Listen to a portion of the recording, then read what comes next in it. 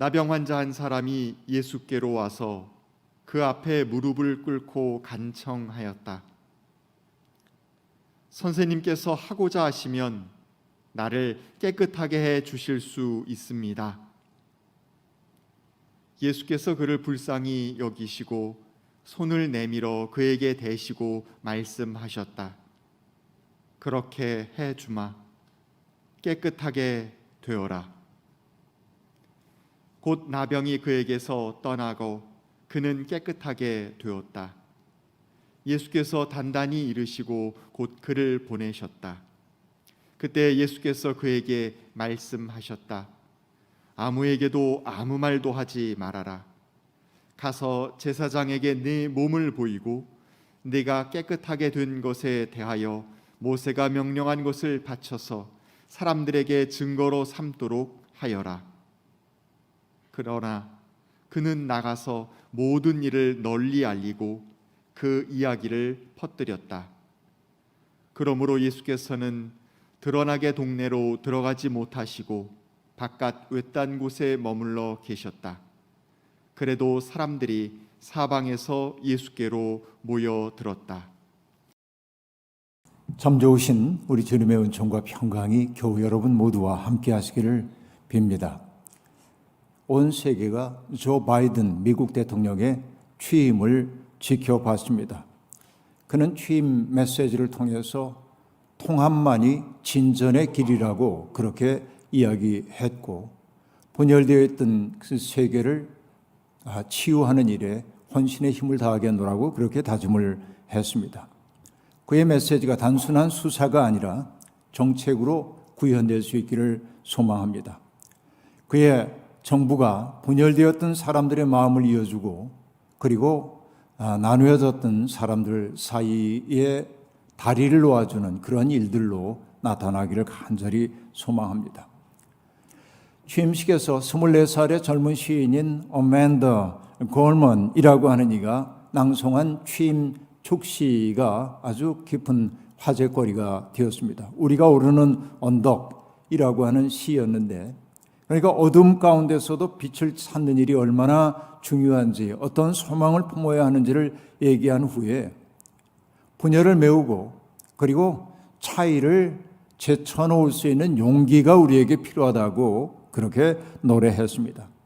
그리고 그 시의 마지막 부분은 마침내 우리에게 여명이 밝아올 것이라고 말하면서 그것은 근거 없는 확신이 아니라 근거 있는 확신임을 밝혀주고 있습니다.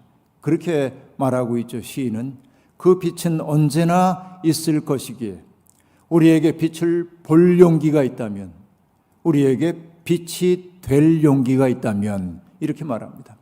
빛은 언제나 있고 그 빛을 볼 용기가 있고 그 빛이 될 용기가 있으면 우리는 새로운 새벽을 보게 될 것이라고 시인은 노래하고 있습니다. 빛을 볼 용기, 빛이 될 용기야말로 이 어두운 시대에 꼭 필요한 것입니다. 문제는 어둠에 온통 사로잡혀서 빛을 볼 마음도 용기도 빛이 될 생각도 없는 사람들이라고 말할 수 있겠습니다. 완고한 고집과 비관주의에 사로잡혀 있는 사람들 말입니다. 비관주의자들은 빛이 될 용기를 낼 수 없습니다. 하지만 어맨더는 그 빛이 항상 있다고 말합니다. 그 빛을 볼 용기가 없을 뿐이라고 말하고 있습니다. 저는 생각해 봤습니다. 그가 노래했던 그 빛은 어쩌면 하나님께서 세상을 창조하시던 그 첫날 만들었던 그 근원적인 빛이 아닐까 하는 생각 말입니다. 그 빛은 근원적 희망의 다른 이름입니다. 그리고 우리는 예수 그리스도야말로 이 세상의 빛으로 오신 분임을 고백합니다.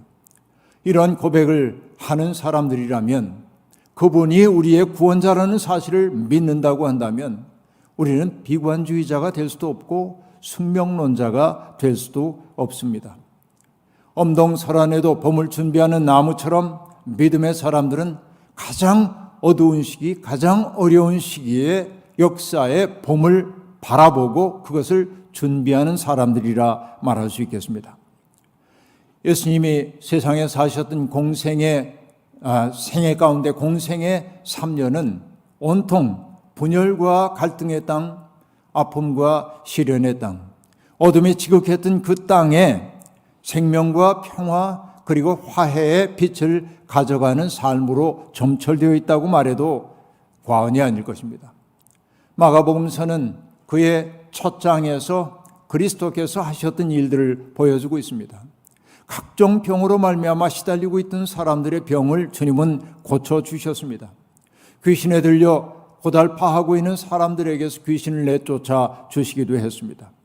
절망이 덮개처럼 내려앉아 새로운 삶을 꿈꾸지 못했던 갈릴리 사람들은 예수님을 통해 새로운 삶의 가능성이 열리고 있음을 그들은 발견했습니다. 한마디로 얘기해 예수가 계신 곳에서는 새로운 생명이 꿈틀거렸다라고 하는 말입니다. 새 생명 꿈틀거림, 그것이 바로 예수 운동이었습니다. 그러나 예수님은 사람들의 바람에 따라 움직이지 않았습니다. 그들의 필요에 응답하는 것으로 당신의 생을 채우지 않았다고 하는 말입니다. 주님은 누군가에게 숭배받기를 거절하셨습니다. 당신을 숭배하려는 사람들이 있는 곳은 한사코 떠나셨습니다. 주님은 늘 한적한 곳을 찾아가 하나님 앞에 엎드리셨고, 많은 사람들이 그를 붙들어 왕으로 삼으려고 할 때에도 그들을 피하여 다른 장소로 이동해 가곤 하셨습니다. 그렇습니다. 이것이 예수 그리스도의 삶입니다. 오늘 본문은 바로 그런 예수 그리스도의 길 위에서 벌어진 한 사건을 보도하고 있습니다. 나병 환자의 치유 이야기입니다. 어느 날 나병 환자 한 사람이 예수님께로 나와왔습니다. 여러분 아시다시피 고대 세계에서 나병은 죄에 대한 하늘의 심판이라고 그렇게 알려져 있었습니다. 여러분 우리나라에서도 나병 환자였던 하나운 시인을 기억하시지요? 사람들은 그를 가리켜 천형의 시인이라고 말합니다. 하늘의 형벌을 받은 시인이라고 하는 말일 겁니다. 하지만 그것은 하늘의 징벌을 받았다는 심판의 언어가 아니라 그가 경험해야 했던 고통과 소외감의 크기가 우리가 짐작할 수 없을 정도로 크다는 사실을 나타내기 위한 표현이었을 겁니다. 그는 남도길을 걷다가 발가락이 한 개, 두 개 떨어져 나가는 것을 경험한 후에 황토길이라는 시를 썼습니다. 그 시에서 그는 이렇게 말하죠. 가도 가도 붉은 황토길, 숨 막히는 더위뿐이더라. 그렇게 말합니다. 반겨주는 이 아무도 없고 갈 데도 없는 신세입니다. 이것은 얼마나 초절한 일입니까? 그런데 그 길 위에서 자기의 신체의 일부가 하나 둘 감각조차 없이 떨어져 나가는 것을 경험하면서 그가 느낄 수밖에 없는 것은 가도 가도 붉은 황토길 아니겠습니까? 숨 막히는 더위뿐 아닙니까? 바로 그러한 상황이었습니다. 이 나병 환자도 그런 인생을 살고 있었을 겁니다. 예수님 당시에 나병 환자들은 마을에서 동떨어져 있는 격리된 장소에 머물러야만 했습니다. 왜냐하면 다른 사람들을 오염시킬 수 있다고 생각되었기 때문에 그렇습니다. 그 때문에 그들은 스스로를 오염덩어리로 생각했고 다른 사람들과의 접촉을 한사코 꺼려 했습니다. 그런데 오늘 본문은 나병 환자 한 사람이 예수님께로 왔다라고 이야기합니다. 여기 과거형인 왔다로 번역이 되긴 했지만 헬라어 원문에서는 왔다가 아니라 현재형으로 되어 있습니다. 현재형, 나병 환자 한 사람이 그에게 옵니다 라고 번역할 수 있겠습니다. 마치 과거의 사건인 듯 얘기하고 있지만 그 사건이 지금 벌어지고 있는 것처럼 마가는 의도적으로 기술하고 있습니다. 왜 그럴까요? 그 이야기를 듣고 있는 사람들을 그 현장 속으로 초대하고 있음을 알 수 있습니다. 다시 말하면 그 나병 환자의 아픔을 주님이 어떻게 치유해 주셨는지 그 현장 속에서 경험해 보라고 하는 일종의 초대라고 볼 수 있습니다. 그는 자발적으로 예수님 앞에 나와 무릎을 꿇고 주님 앞에 간청합니다. 선생님께서 하고자 하시면 나를 깨끗하게 해 주실 수 있습니다 라고 말합니다. 여기서 매우 중요한 문장을 우리가 발견합니다. 하고자 하시면이라고 하는 말입니다. 전제 조건이 붙어 있습니다. 그러면 하실 수 있습니다라고 말합니다. 영어로는 그걸 그렇게 말하죠. If you will 하고요. 당신이 의지가 있다면 그런 뜻이겠죠. 그러면 당신은 you can 이라고 말합니다. 당신은 나를 깨끗하게 하실 수 있습니다 라고 말합니다. 하고자 하면 의지와 할 수 있습니다라고 하는 그 가능성이 이렇게 연결되어 있음을 알 수 있습니다. 할 수 있어도 뜻이 없는 경우도 있습니다. 하지만 뜻은 있지만 할 수 없는 경우도 있습니다. 두 가지 모두 어떤 구원의 사건도 일어날 수가 없습니다. 뜻과 능력이 함께 만날 때 변화의 사건이 벌어지도록 되어 있습니다. 이 나병 환자는 예수 그리스도께서 그런 능력이 있음을 알고 있고 그 때문에 주님이 원하신다면이라고 얘기함으로 그의 간절한 마음을 드러내고 있습니다. 그는 주님의 능력을 신뢰합니다. 이제 선택은 주님의 몫입니다. 바로 그의 간절한 모습을 바라보면서 예수님 속에서 그를 불쌍히 여기는 마음이 일어났습니다. 여기에 불쌍히 여기다라고 하는 단어는 스프라크니조마이라고 하는 단어입니다. 이것은 그냥 불쌍히 여기다, 딱하게 여기다라고 하는 뜻 아닙니다.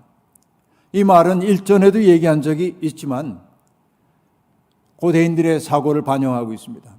인간의 감정이라고 하는 것이 머무는 자리가 있다고 말하고 있는데 인간의 감정 가운데 가장 깊은 감정이 머무는 자리가 창자 내장이라고 생각을 했고 스프라크니조마이라고 하는 말은 바로 그 내장에서 비롯된 말입니다. 다시 말하면 예수 그리스도께서 그를 불쌍히 여기셨다고 하는 말은 혀를 끌끌 차면서 참 안 됐구나 이 정도로 생각하지 않았다는 거예요. 주님이 그의 고통을 바라보면서 당신의 고륙지친이 겪는 것, 아픔을 겪는 것처럼 아파하셨다는 말입니다.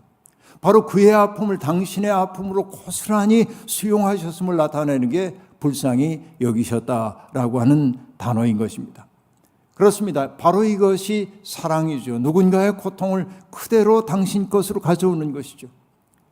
우리도 아이를 길러봤습니다만 아이가 열이 나가지고 이마가 불덩이가 되어서 밤잠을 이루지 못할 때 아이에게 머리맡에 앉아가지고 부모들은 뭐라고 얘기합니까? 물수건을 갈아대면서 아이야 내가 대신 아팠더라면 그렇게 말하잖아요. 정말로 그럴 수 있다면 그렇게 하고 싶어 하잖아요. 바로 이것이 불쌍히 여기다라는 말 속에 담겨있는 속뜻입니다.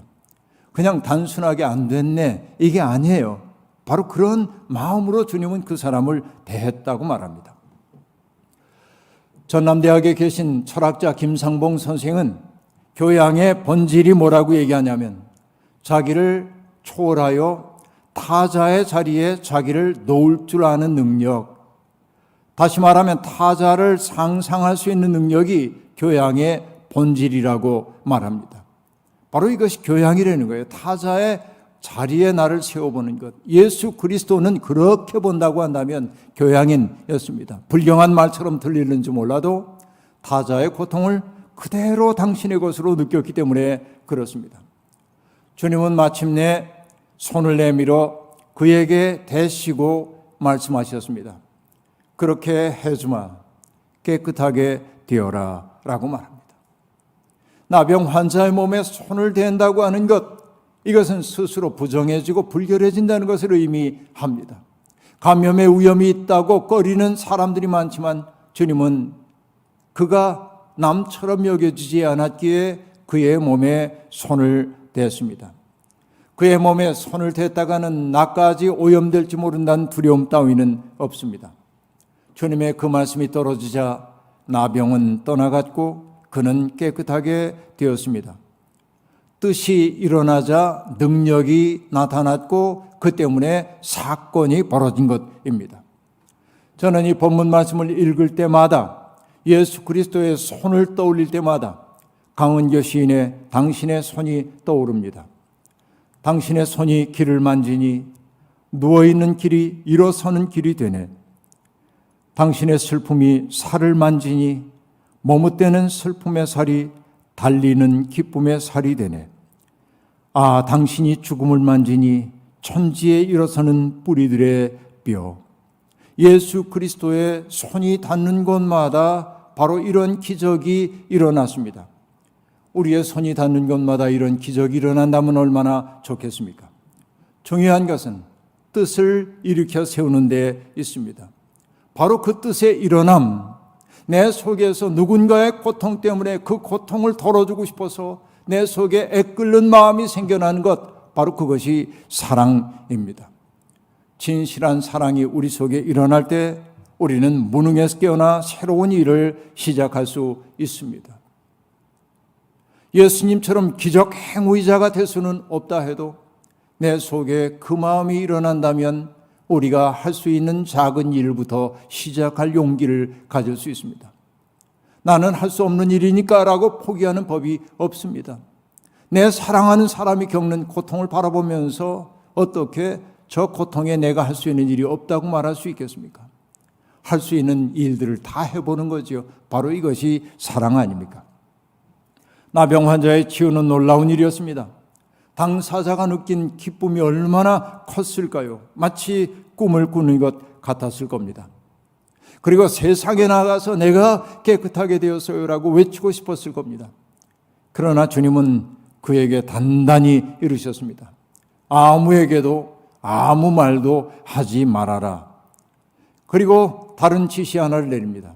가서 제사장에게 내 몸을 보이고 내가 깨끗하게 된 것에 대하여 모세가 명령한 것을 바쳐서 사람들에게 증거로 삼도록 하여라 라고 말합니다. 두 가지의 명령이 있습니다. 하나는 침묵 명령입니다. 말하지 말라는 것입니다. 또 하나는 율법을 준수하여 치유를 사람들 앞에 증거로 삼으라고 얘기하고 있습니다. 왜 침묵하라고 했을까요? 우리 같으면 세상에 나가서 이 놀라운 소식을 전파하라고 말하고 싶은데 왜 침묵하라고 명령했을까요? 마가복음을 연구하는 학자들은 아직은 예수 그리스도의 메시아적 비밀을 드러낼 때가 아니기 때문이라고 해석하기도 합니다. 그런 해석 가능합니다. 그러나 그것만 가지고는 석연치 않은 부분이 많이 있는 게 사실입니다. 유대교의 율법을 준수하라고 하는 것 또한 어떤 의미입니까? 아직은 유대교와 정면 대결할 때가 아니라고 하는 사실 때문이라고 말하는 이들도 있습니다. 그것도 일리가 있기는 합니다. 그러나 우리의 마음속에 쓱 다가오지는 않습니다. 저는 예수님이 그를 보내셨다는 단어에 주목해야 한다고 생각해 봅니다. 여기에 보내셨다라고 하는 그 단어의 헬라어는 ekphallo라고 하는 단어인데 이 단어는 그냥 보내는 게 아니에요. 강제하는 겁니다. 강제로 명령적으로 쫓아내는 것에 가깝습니다. 이 ekphallo라고 하는 이 단어가 주로 사용된 것은 복음서에서 예수님이 귀신을 축출할 때 사용하는 단어입니다. 이 사람에게서 나오너라라고 얘기할 때 ekphallo, 꾸짖음, 바로 이런 것입니다. 그러니까 이 내보냈다라고 하는 말은 듣는 즉시 실행해야 하는 시급성을 얘기하기도 합니다. 여러분, 주님은 왜 이렇게 엄격하게 지시하신 것일까요? 우리가 깨끗해졌다는 것, 구원받았다는 것을 사람들에게 말로 설명하기보다는 내 삶을 통하여 보이라고 하는 뜻 아니었을까요? 열매를 보아 그 나무를 안다는 말이 있습니다. 예수님은 또한 그렇게 말씀하셨죠. 너희가 서로 사랑하면 모든 사람이 그것으로서 너희가 내 제자인 줄을 알게 될 것이다 라고 말했습니다. 제자됨이라고 하는 것은 신분증명서를 보임으로 입증되는 것 아니라 그들의 삶을 보아야 알 수 있다라고 하는 말 아닙니까? 바로 이 얘기인 것이지요. 믿음의 진실함은 행위를 통해 나타나야 합니다. 사랑의 참됨은 수고를 통해 나타나야 합니다. 소망의 적실함은 인내를 통해 나타나야 합니다. 이것이 바울 사도가 해주고 있는 얘기죠. 때때로 말에 부질없음을 느낄 때가 많이 있습니다. 말이라고 하는 게 또 다른 논박을 낳기도 하고 쓸데없는 논란을 일으킬 때가 많이 있습니다. 그러므로 믿는 사람들에게 필요한 것은 누군가의 논쟁이 아닙니다. 나의 삶을 드러내 보이는 것인 것이지요. 그래요. 나의 믿음의 진실함은 행위를 통해, 사랑의 참됨은 수고를 통해, 그리고 소망의 적실함은 인내를 통해 입증되어야만 하는 것입니다. 행위와 인내와 수고가 없는 믿음, 소망, 사랑은 공허합니다. 얼마 전 우리는 눈 내리는 서울역 광장에서 벌어진 한 사건을 기억하고 있습니다. 사건이라 말했지만 그것은 참으로 아름다운 광경이었습니다. 노숙인으로 보이는 한 사람이, 허름한 입성의 한 사람이 점잖은 행색의 한 행인에게 다가가 뭐라고 말을 건넵니다. 그는 너무 추우니 커피 한 잔만 사달라고 이야기했습니다. 그 행인은 추위에 떨고 있는 그 노숙인에게 자기의 외투를 벗어서 입혀주고 장갑을 꺼내 그에게 건네주고 지갑을 꺼내서 그 속에 든 5만 원권 지폐를 건네주고는 총총히 사라졌습니다. 그 사진을 찍은 기자가 그의 뒤를 따라 가보려고 했지만 그는 이미 사라진 상태였습니다. 그 행인이 어떤 사람인지 저는 모르겠지만 그는 분명히 냉혹하고 차가운 세상에 햇볕 한 점을 뿌린 사람이라 말할 수 있습니다. 오늘 도처에 있는 강대상에서 수없이 많은 설교가 선포되고 있겠지만 그 설교보다 어쩌면 그 광경 하나가 더 많은 사람들의 마음속에 감동을 일으키는지 모릅니다. 말이 아닙니다. 삶으로 입증해 보이라고 하는 것입니다. 부질없는 말 속에 매달려 내가 마치 좋은 사람 된 것처럼 생각하지 말라는 말입니다. 말이 아니라 삶이 우리가 누구인지를 보여줍니다. 그런 의미에서 가야 할 길이 참으로 멉니다. 어떻습니까? 이제는 속히 가라고, 침묵하라고 주님 말씀하셨지만 결과적으로 주님의 명령은 지켜지지 않았습니다. 기쁨을 주체할 수 없었던 그 치유된 사람은 자기에게 일어난 일을 만나는 모든 사람들에게 다 퍼뜨렸습니다. 충분히 이해할 수 있는 일이긴 합니다만 그러나 그 때문에 예수님은 드러나게 마을로 들어가실 수가 없었다고 복음서가 전하고 있습니다. 그 마을은 예수님을 기적 행위자로 국한하여 생각하려는 사람들의 욕망이 들끓는 장소였기 때문에 그렇습니다. 내가 바라던 것이 이분을 통해 이루어질 수 있다고 하는 그런 헛된 생각이 예수님을 온통 메시아로 삼고자 하는 그런 마음의 열망과 만날 수 있었기 때문에 그렇습니다. 그곳 마을은 여러분 표현 이렇게 쓸 수 있을까요? 달은 바라보지 않고 달을 가리키는 손가락만 바라보는 격이 될 수도 있었던 것이죠. 그 때문에 주님은 바깥 외딴 곳에 머무셔야 했습니다. 주님은 통념과 관습과 욕망이 지배하는 일상 세계에 속할 수가 없었습니다. 그분은 다른 세계를 가르쳐 보이기 위해 기적을 행할 것만 사람들은 기적만을 바라보고 있었기 때문에 그렇습니다. 이것은 하나님 나라에 대한 왜곡일 수 있었던 것이죠. 그 때문에 주님은 바깥 외딴 곳에 계셨습니다. 독일의 철학자인 하이데거는 우리의 일상이 잡담과 호기심으로 점철되어 있다고 말합니다. 우리는 남들과 나를 비교하거나 혹은 비교당하며 삽니다. 그래서 내 삶이 가치 있는지 그렇지 않은지라고 하는 것을 지위, 재산, 인기 등을 척도로 삼아 재려합니다. 여러분, 최근에 수십 년 사이에 미국에서 가장 자주 사용되는 단어 가운데 하나가 deserve라고 하는 단어인데 그건 그럴 만한 자격이 있다라고 하는 것인데 이 단어가 유난히 최근 20여 년 사이에 자주 사용됐다고 얘기합니다. 자격의 문제입니다. 너는 그럴 자격이 있어. 이런 말을 듣고 싶은 거죠. 그 자격을 채우려다 보니까 우리 인생이 너무 힘들어졌다라고 하는 말입니다. 그 때문에 우리는 다른 사람들의 평가에 일희일비합니다. 사방을 두리번거리면서 다른 이들이 하는 말에 귀를 기울입니다. 남들에게 뒤처질까봐 조바심을 내며 삽니다. 그 때문에 잡담거리가 되는 것에 호기심을 갖습니다. 그래야 내가 소외되었다는 느낌에서 노연할 수 있기 때문에 그렇습니다.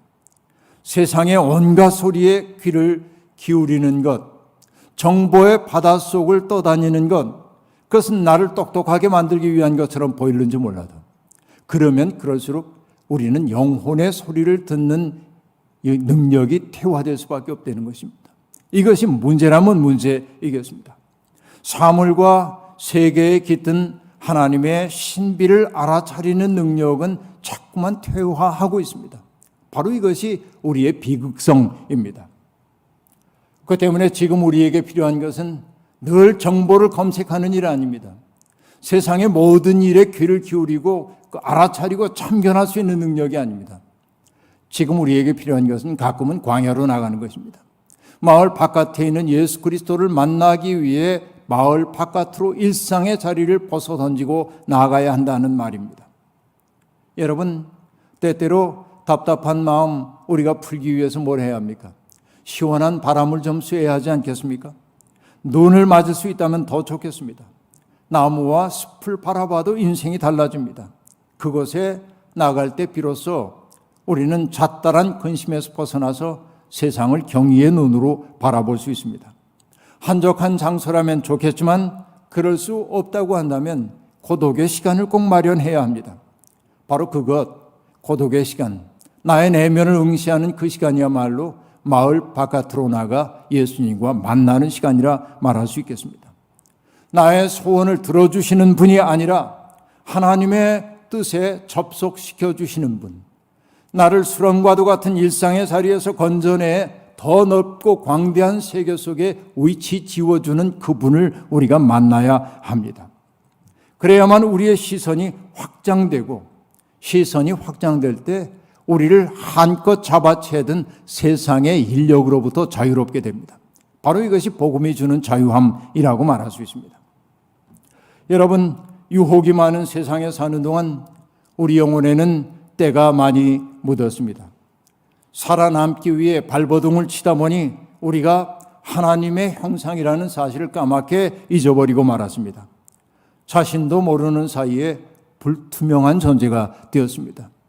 사람들은 나를 바라보면서 너를 통해서는 하나님을 볼 수가 없다고 말하기도 합니다. 바로 이것이 타락이고 참상입니다. 그것을 인정해야 합니다. 우리도 그 나와 한 자처럼 주님 앞에 엎드려야 합니다. 하고자 하시면 나를 깨끗하게 해줄 수 있습니다 라고 말해야 합니다. 앞에서 얘기했던 것처럼 그가 왔다 과거형으로 얘기하지 않고 그가 옵니다라고 말했던 의미가 뭔지 얘기했죠. 이것은 바로 우리들에게 벌어져야 하는 사건인 거예요. 하고자 하시면 나를 깨끗하게 해줄 수 있습니다. 여러분, 우리의 이러한 간절한 마음이 있을 때 주님의 능력이 나타날 겁니다. 그리고 이제는 우리가 삶으로 주님의 아름다우심을 입증해야 할 차례입니다. 가까운 곳에 있는 사람들의 마음에 햇볕 한 줌 나눠주는 일부터 시작하십시다. 그리고 그 사랑의 범위를 점점 넓혀 가십시다. 우리는 어둠의 세계에 살고 있는 건 맞습니다. 하지만 빛을 볼 용기를 냅시다. 그리고 스스로 빛이 될 용기를 또한 내십시다. 그리고 그 길 위에서 지치거든 마을 밖에 계신 주님을 찾아가십시다. 빛이 이미 그곳에 있으니 말입니다. 오늘도 내일도 주님의 사랑이 우리의 영혼을 가득 채워주시길 바랍니다. 이제 우리는 극복할 겁니다. 그러나 그러기 위해서는 어둠의 세월 속에 빛이 되는 사람들이 필요합니다. 바로 여러분이 빛이라고 주님은 말씀하십니다. 오늘도 내일도 세상을 밝히고 냉랭한 세상을 또한 덮이는 햇빛과 햇볕 같은 성도들이 되기를 주의 이름으로 축원합니다. 아멘. 주신 말씀 기억하며 거듭의 기도 드리겠습니다. 하나님, 욕망의 벌판을 공중거리며 살다 보니 우리도 모르는 사이에 우리의 영혼은 불투명해졌고 몸과 마음은 더러운 것들로 다 차버리고 말았습니다. 때때로 우리는 꽤 괜찮은 사람인 양 사람들 앞에 모습을 드러내지만 곰곰이 앉아 자신을 돌아보면 너무도 먼 곳으로 와버린 것 같은 아득함이 우리를 사로잡기도 합니다. 그 나병 환자가 그러하였던 것처럼 우리도 주님 앞에 엎드려 청합니다. 하고자 하시면 우리를 깨끗하게 해줄 수 있습니다. 주님, 우리를 깨끗하게 만들어 주옵소서. 하늘의 빛을 받아 투명한 존재가 되게 해주시고 그 밝음으로 세상의 어둠을 사르는 주의 일꾼들이 다 되게 도와주옵소서. 예수님의 이름으로 기도하옵나이다. 아멘.